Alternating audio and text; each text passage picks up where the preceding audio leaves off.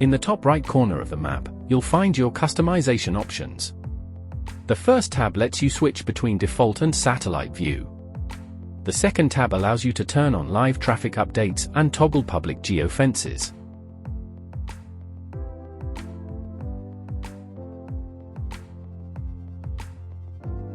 The Geofence tab lets you show or hide specific geofence groups.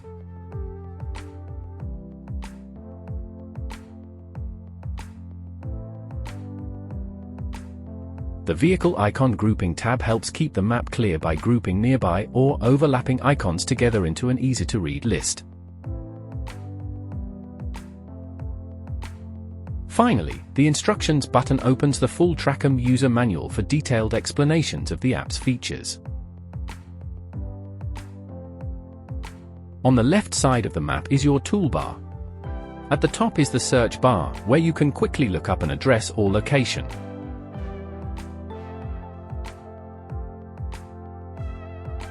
Next to it are the zoom in and zoom out buttons. Below that is the pegman, which you can drag and drop anywhere on the map to enter street view. Further down is the measuring tool, which lets you click 2 or more points on the map to measure the distance between them.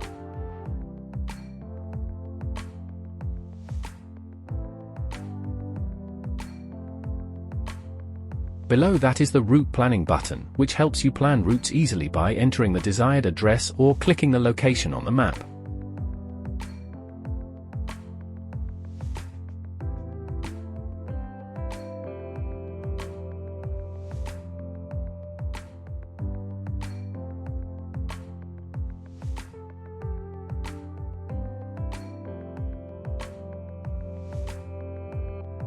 Next, you'll find the Create Geofence button for quickly setting up new geofences.